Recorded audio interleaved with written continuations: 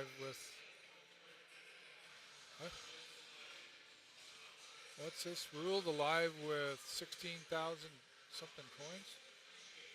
We were never gone. Connor, best behave. Mom's watching. Dakota, thanks for the follow. Happy Sunday, David and Connor. Carl there from Oshawa. Happy Sunday. Happy Sunday. Need your something, Walter. My what?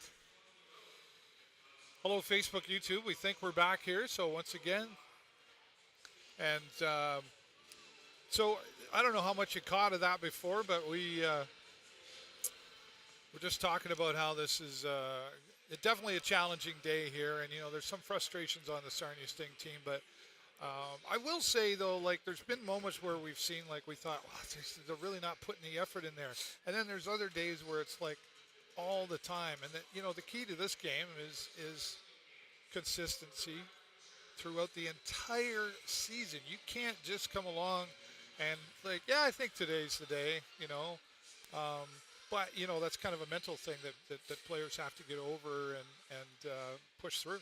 Yeah, you can't. You have to be able to string together a couple wins and get points consecutively, because one here and one there, it doesn't really cut it, and it puts you in the position we're in now, where like you said, the last game is against Sioux, and you don't want it to, but it could quite possibly come down to that very last game, and right? Who has the more points to get, and you don't want to be stressing out about, everyone's who's clinched is sitting there comfortably knowing they don't have to worry about too many wins and losses, but when you're just battling to the very single last game of the season, it tires people out. You'd like to have a little rest games at the end of the season where you don't have to worry that you're gonna fall out of place. And it's interesting because right now it's just really a matter of staying where we are. Yeah. Because to go further ahead, like there's not a lot of point in that from what I'm seeing, because it's like you're not really going to catch Flint, I don't think. Not now, especially with the loss last night.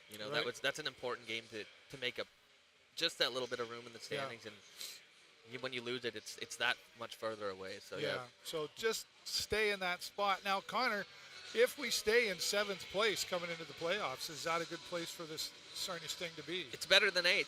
Yeah. And I don't think we're going to get to 6th, so we're going to have to be happy with it, I think. Yeah. Just a head above water and stay where you are, because you drop down to 8th, it's going to be a tough matchup in the first round. Hopefully you get a little lesser team than London. Yeah. Not that anybody's a... Yeah, no, for sure.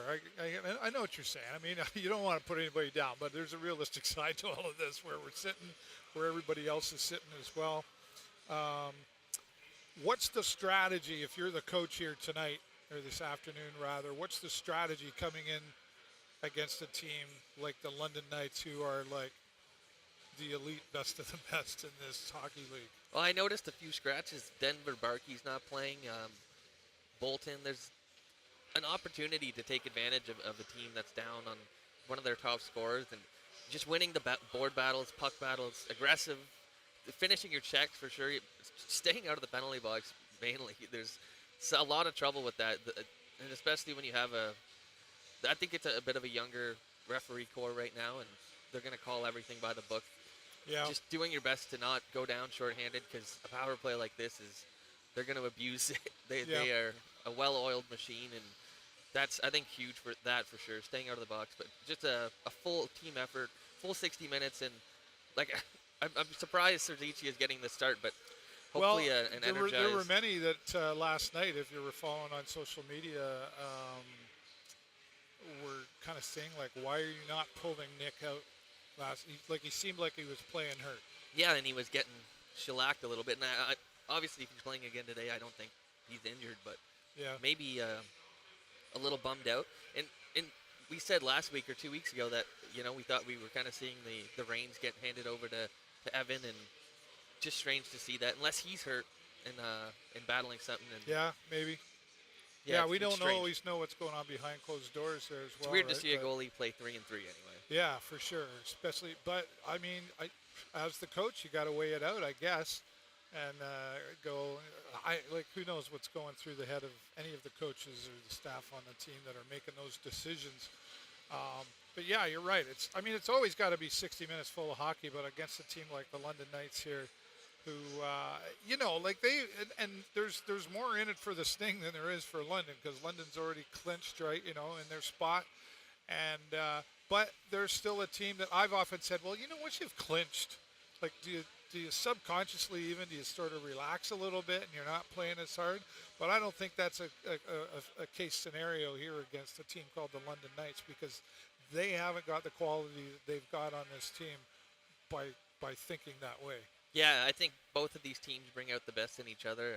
It's always neither of any player on either team wants to lose to these teams. So they call it the Battle of the 402 for a reason, right? And they've won 4 and we've got 1, and they said the battle may be over, but the fight it's still there. So that's right. We'd like to steal one out of them. It is definitely a packed house here today in the Progressive Auto Sales Arena, and thanks and shout out to our friends at Hughes Intelligence Canada for allowing us to be here today.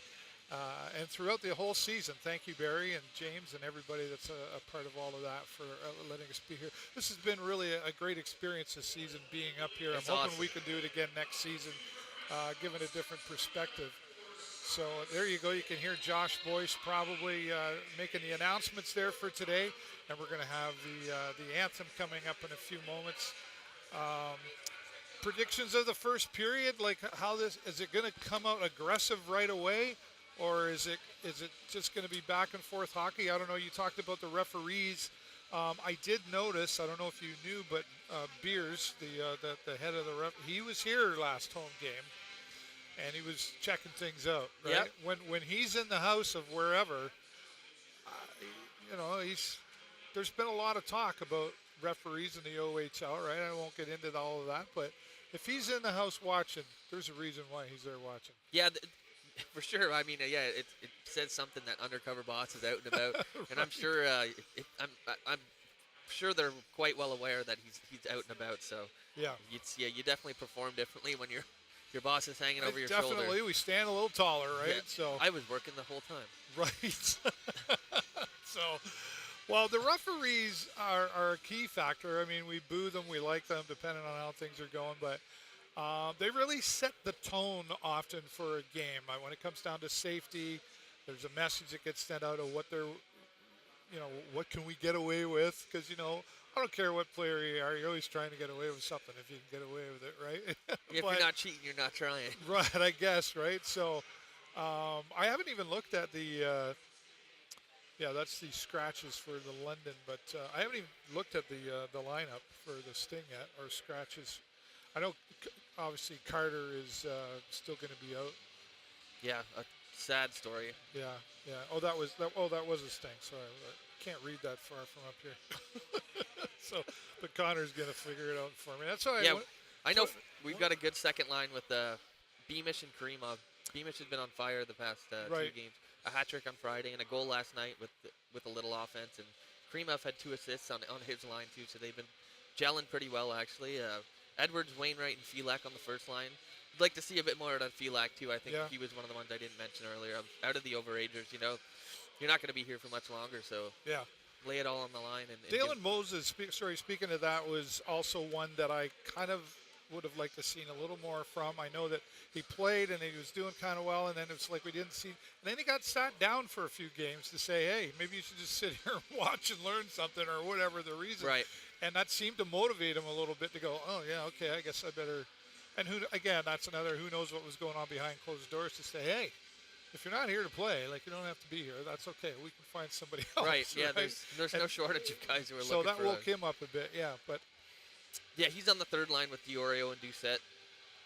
I'd like to see Diorio up more a little bit. I guess this is his tryout season, but he's unbelievable. He has such great hands and a great shot. He had a great goal on Friday, actually, to open the scoring against Guelph. Yeah. And, I'd like to see him up more in the lineup, but, he'll carry that line with Doucette. And right. On our fourth line, we've got Hall, Manza, and Lukey. So Lukey's back in the lineup. And Manza, you see him from the first line all the way down to the fourth, and, I guess kind of falling out of favor a bit. But I don't think, for any lack of trying, he's been really There's good. always motivation in that, too. I think if you're down there, you're telling yourself, okay, I want to be first line, right? I guess there's something. Excuse me. There's something I got to do to make that happen. So, did you have fun last night? I did my comedy had a routine. blast in your comedy endeavors. Yes, a great time actually. My only second time up there doing it. I was a little nervous at the beginning, but once I got the flow going, the ending though, I was like so excited to do that bit of it there. So I did record it for anybody who's interested, but I don't know that I'll be putting it online. But if you want to reach out to me, I could probably share that privately with you. But, there's shock material in there, I guess. Trigger warning. But thanks for coming out. And Oh, I know Matt we was there. had a great time. That's a really nice venue. Yeah, it really is. And they Forest Golf Club, they do a lot of events, murder mysteries, comedy nights. The next one coming up is on March the 22nd, and you're definitely going to want a reservation for that. And then the big comedy night coming up March 28th and 29th out there. So, all right, we're going to wrap things up here on Facebook and YouTube. Thanks again to Hughes Intelligence Canada for allowing us the space to do the broadcast here, and thanks to all of you for watching.